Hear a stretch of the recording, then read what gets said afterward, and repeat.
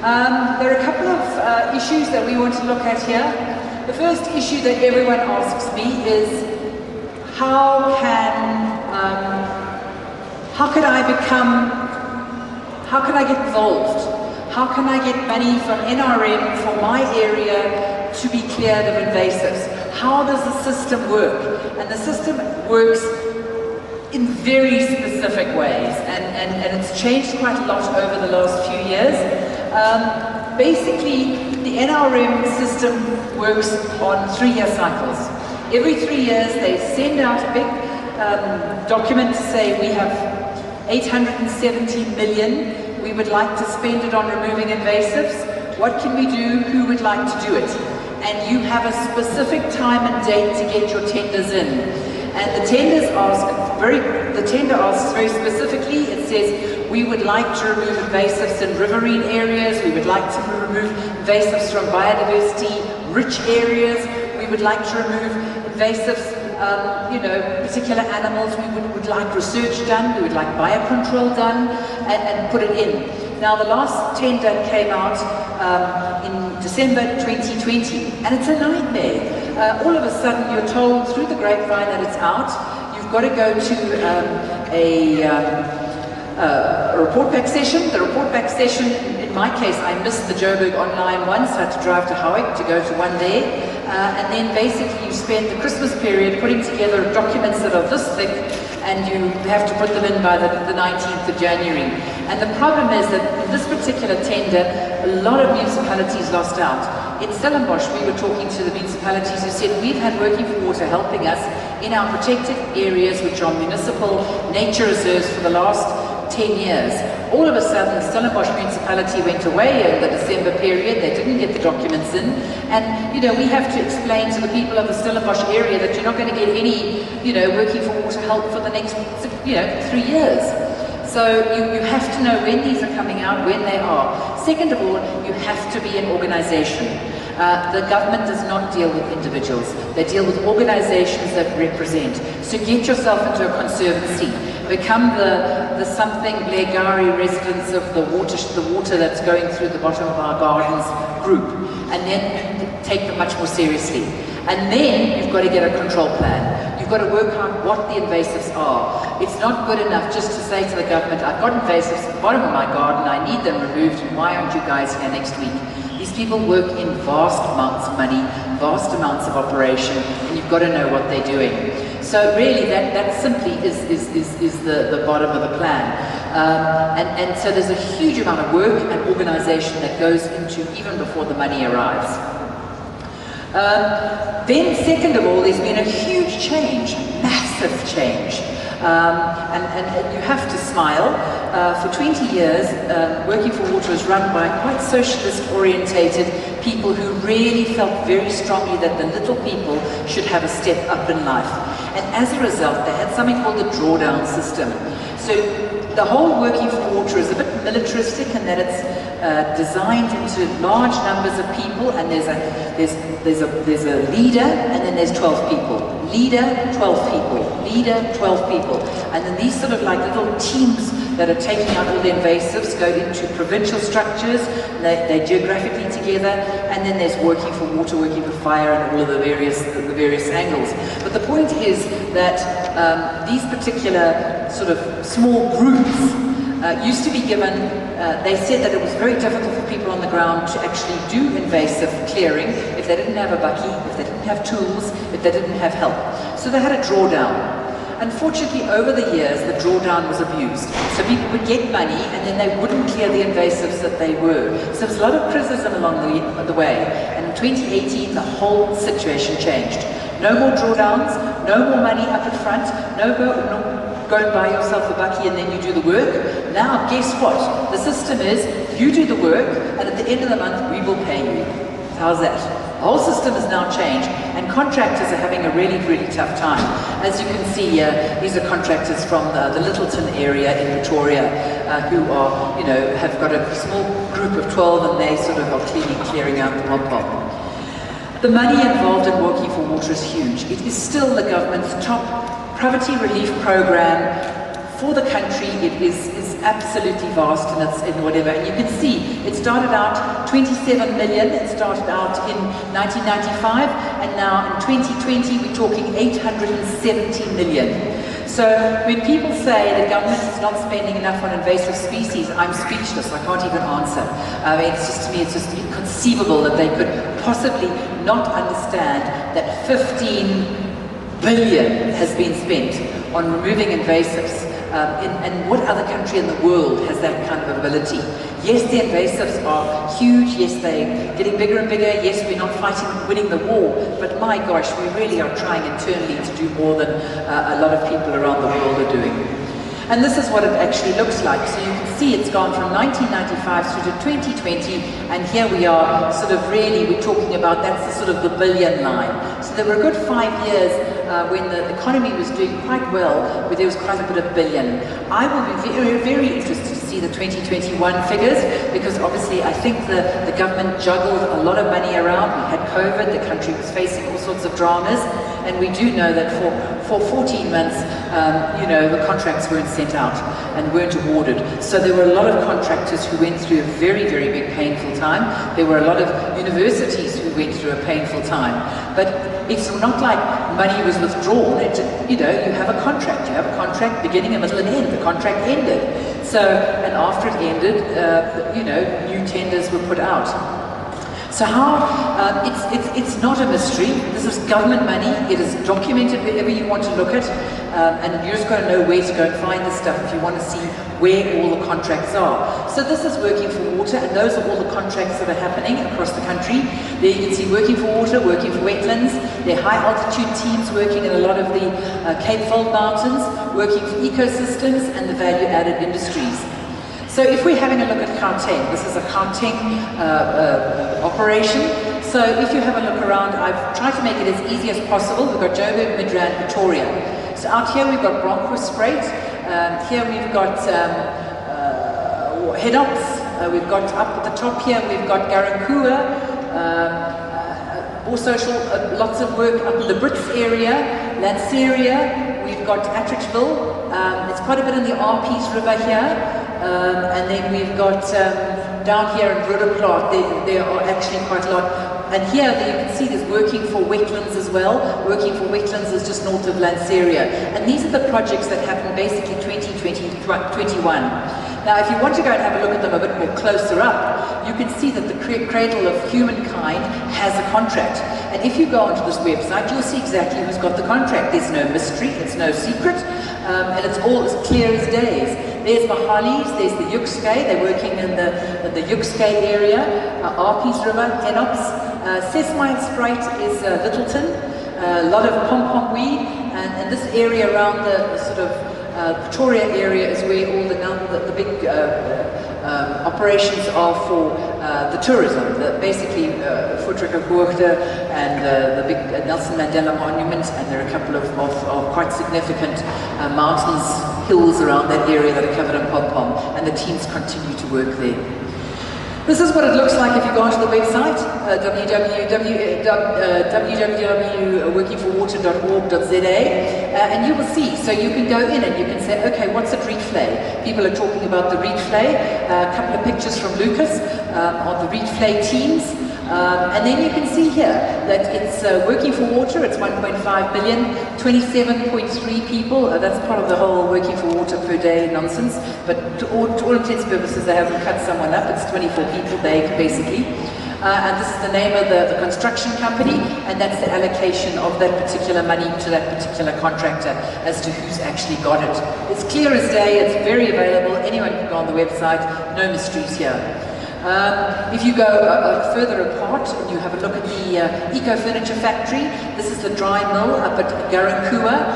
You can see that the service provider is South African National Parks. They do all the biodiversity, economic, social projects, social biodiversity projects at sand parks, and they run all the eco furniture programs across the country. So you can see there, you just press on the little Eco Furniture Factory thing and it'll tell you what the dry mill is. They receive 7 million, 40 workers, and so it goes on. So there you can see exactly exactly where the government is working, what contracts were awarded, and they change every single year. This is the dry mill. This is the Garankua eco-furniture factory. This is where they take they take the invasive species wood in, primarily eucalyptus and pine, and they turn it into school desks. And there would be 14 people working there, and they're trained how to do woodworking, and there are the pallets going out. And I know Working for Water has basically sent out about 100,000 desks, a lot of them going to the Eastern Cape to impoverished schools, and the eco-furniture factory system has various eco-furniture factories around the country. And we've got some technical wah-wahs going on there, well done. Sandparks, eco-furniture factories, the dry mill at Garankua. In terms of the dry mill, in terms of what's happening here, Joburg is the centre of the universe in terms of what's happening. Benoni, I am aware, is in Ekurhuleni, but nevertheless, for the purposes of the greater Johannesburg area, this is a project that was started before the COVID area by Nando's, and with the whole sustainability issues, and with sustainability being hot topics, every company is trying to look to see how they can use sustainable wood, how they can become more green, how they can be more sustainable. And Nando's has been at the forefront of this. And their Nando's Benoni, these are all cottonwood or poplar. So these are poplars that are actually grown in these particular poplars came from sort of the Vicksburg area, actually. They take this wood, they have renamed it, they don't like the word poplar, so they've renamed it cottonwood, and the idea was that every single Nando's would have invasive species furniture in every single Nando's. Now this is a pilot project,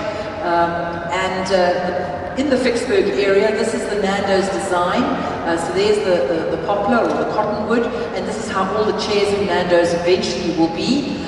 In the Vicksburg area, they do a lot of the wooden chip sausages as well, with all the materials that are left over, and hopefully along the way, we're hoping that this will all eventually become this is how we're going to employ people. We've got a situation in this country that the coal mining industry employs 82,000 people. And people in the Vatican have been having big meetings with coal mining groups, the CEOs of coal mining companies, and they're saying it is socially and economically unacceptable if 82,000 people are thrown out of the coal mining industry in 2030, and where are they going to get jobs? And a lot of people believe that the biomass industry will, in actual fact, hopefully be one of the industries that can absorb a lot of the workers, that because of this, big sort of, South Africa is a signatory to the Paris Agreement, and the Paris Agreement has all the SDGs, the sustainable goals that even South Africa is a signatory to. We have got to get more environmental, and our coal industry will have to be renovated somewhere along the way. And we're hoping that these kind of products, these particular wood chip sausages, were actually sent down to Knysna after the Knysna fires. And the fact that all the hills around Knysna didn't just slink into that lovely little lagoon in Knysna is largely on account of Working for Water putting huge big sausages across every single slope that went into the Knysna lagoon, and stopping all the erosion after those appalling fires in 2017. So this is the Nando's Ilanga range, and it's an example of what we hope people will, not only the Working for Water people, but private people such as yourselves. You are the spearhead of the whole operation. Now these particular poplar operations here were put together by Homewood. Homewood is a company based in Lidgerton in the KZN Midlands, and they actually are a furniture factory that's actually created an entire business in invasive furniture, and they're using all the wood for invasive furniture, just like Working for Water was using for the energy, for Working for Energy, and looking at how we can create more energy out of using and incinerating wood, like they do in Cape Town. The only wood incinerators that we really have that are operating at the moment are in Montague. So we're hoping that these kind of things will, as the Eskom crisis lurches from one cold day to another, we're hoping that this might be one of the options that we can operate. This is the Ilanga range, this is in Benoni. This is the Amanzi Conscious Collection from Homewoods. These are all the poplar furnitures that they're actually doing, very enthusiastic with it. People are using invasive species for furniture.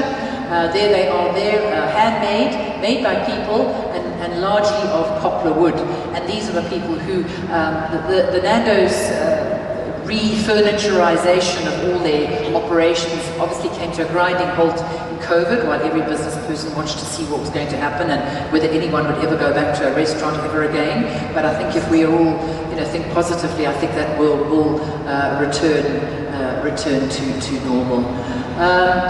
The future projects, if you want to be involved in Working for Water, if you want to know what's going on, the proposals that closed in January 2021, they sat on them and they went through them. There were about 500 of them from what I gather. And then a huge decision was made in March this year to cancel the tender. They felt that it was wrong or needed to be re-advertised.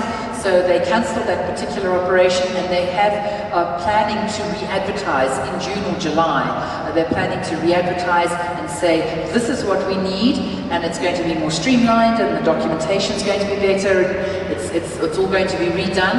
And then the service provider contracts that they need will obviously have been extended. In other words, the desperately needed contracts that were running, in actual fact, were extended until March 2023. But nevertheless, there is a great deal of money and a great deal of organization that will have to go out eventually. That is just a background to something which may or may not be a complete mystery to you. It's not a mystery. Working for Water are out there. They're taking 870 million rands worth of our taxpayers' money and using it for teams across the country. And I think we just have to understand, while they're not removing the lantana from your road, they are doing incredibly good works, and I think they just need the support, because we would rather that this money goes into the environment than it goes into creating maybe casinos or some other interesting idea that might come up along the way. Thank you very much indeed. Thank you so much, Kay. I think it's important that Kay has also pointed out a lot of work is being done. You don't maybe always see it, you don't necessarily live in that area where it's happening, but there is certainly a lot being done. We have the opportunity to ask Kay any questions which are related to what's happening in natural resource management, Working for Water specifically, any of their projects, any of the funding models that maybe needed to be clarified. Where the scientists? Okay. All right, so no questions for Kay. By the way, one in front. There we go. 2, 3, all right, 4 on the left, 4. Good. Sounds like auction. 1, 2, 3, 4. Morning, Kay. My name is Rihanna Bate from Middleburg in Mpumalanga. I did your last course back then. I am not very fond of working for water. Okay, point 1, and maybe I do understand now that if you say there's 3-year cycles. My problem is, I live in a valley close to Middleburg.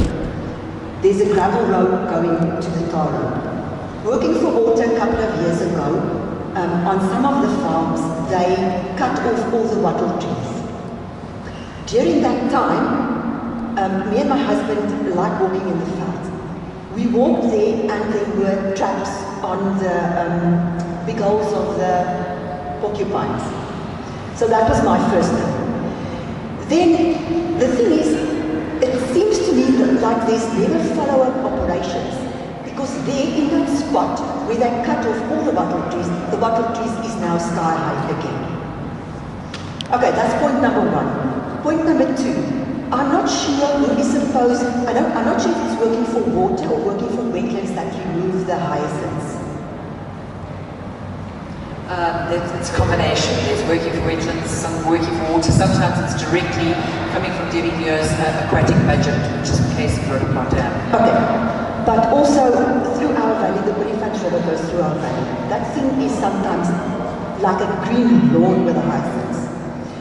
And there are eradication operations, but the last time, but that's also now about probably 2 years ago, the people's bakkie was there and the people were busy taking the hyacinths out of the river.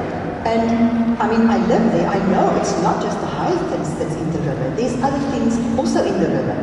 And I went to the foreman that was not close to the people. He sat in his bakkie.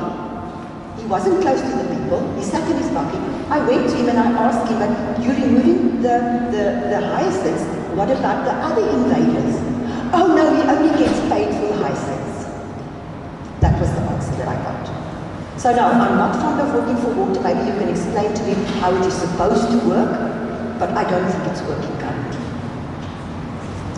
Thank you for your comments. That's 2 live case studies that you have been told about, and they're absolutely correct. That is the case. I think there's a huge problem when you, and we will have a case study with Kloofendal this afternoon. There's a huge problem that if you remove invasives, the success of any invasives project from an outsider's perspective is to what extent it can be, they can follow ups. And certainly it depends on the follow-ups, it depends on the administration, it depends on who's there, who's doing the administration, are they coming, are there any red tape things stopping along the way? I'm not denying anything. I think sometimes we have we have too higher expectations for our poverty relief program. That's exactly what it is. It's a poverty relief program. And yes, I'm afraid that's what they would do. These people are on very tight schedules, very tight contracts. They're told exactly what to do. And if their job is aquatic weeds and they're working for aquatic weeds, well, that's what it is. And unfortunately, I happen to know that you're a very highly qualified environmentalist and EIA and everything else. So you would have a great desire of what you think the place should be doing. And I do accept that there are people who think that they could do it better than working for water. I don't say that that's not the case. All I say is this is what we've got, and I think we must be grateful for what we've got because it's better than nothing. There we go. We have a next question over here from somebody.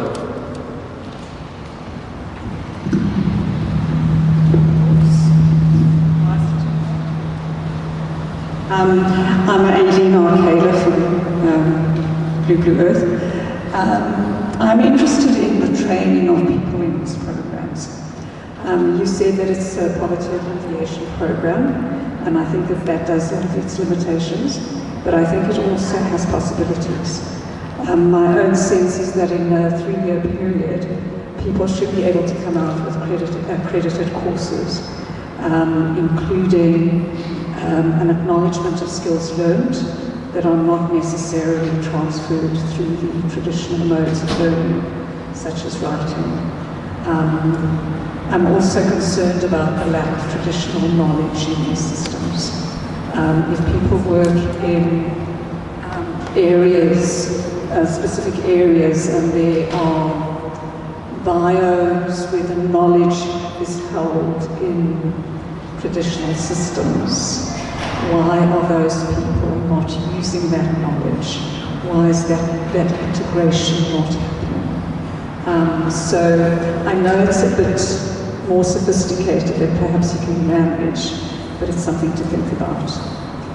To perhaps, instead of giving these contracts to people who are just looking for money and work for the sake of money and work, to give it to people who can then, in that process, perhaps pick up on possibilities for the future, sustainable possibilities that aren't dependent on government. Thank you very much. I think we're all here because we would have made a lot more money if we'd all gone and created a sweet factory and sold sugar. We're here because we feel very strongly about the earth, and at various levels we feel very strongly about the earth. I admire you. I think your ideals are magnificent. I think they're wonderful. There is an education department at Working for Water that does all of that stuff, and I certainly couldn't talk for them, but I do know that there's a whole bunch of people employed to do exactly that, and we can put you into contact with them if you needed to. But yes, we all have a vision, and I admire your vision, and all I can do is tell you what the reality is. I come from a journalistic background, so I'm big on this is what it is, not what it should be, which is what I'm getting. A lot of people would like it to be different. I admire your vision, I admire your ideals. one day we hope it will be like that, but I'm just telling you what it is. Next question from the lady in front. So I'm Krista Custis, I'm a botanical ecologist, and for the last 20 years I've been working in the environmental impact assessment field to try and limit the impact on the environment, but it looks like we didn't do a good enough job, so now I'm trying to move into repairing the environment, which is more restorative ecology. So I'm just actually asking, so where would somebody like me, for example, where would an ecologist fit into it? I know there's not people that can do the work, but would there also be inventories for specialists to actually say, well, I am available to help with something like that? Or to help understand the ecology, or maybe understand what should be removed? Working for Water has a dedicated team at their head office at 14 Europe Street. In that head office they have people who I hugely admire. Ahmad Khan, they have some people who basically work out which areas we need the most. They do huge satellite checking of the entire country. They look at the water, they look at the biodiversity, and they decide which areas we need work in.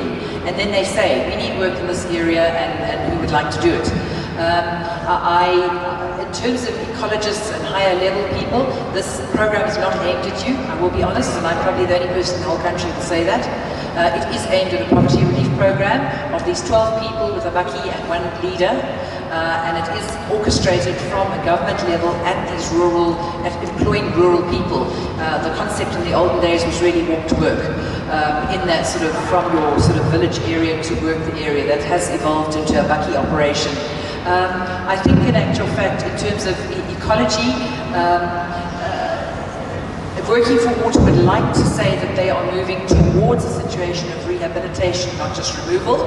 I know there are a lot of people within Working for Water who feel very strongly about the fact that the whole program is based on removing stuff and it's not based on restoration per se, and there are a couple of projects that are coming in for restoration, but it's largely in very ecologically sensitive areas, and people like WWF and people like that usually point out the area that is needed, and normally those are the people who back for the work. So certainly what you've got against you is you're an individual. No one's interested in individuals in this particular operation, it's just too big. They're interested in groups, but certainly if you became part of a group and you could see some sort of operation and you fitted within the Working for Water structures, nobody would ever say no to you. And we are very grateful that you're doing what you're doing. You must get it back, yes, that's it.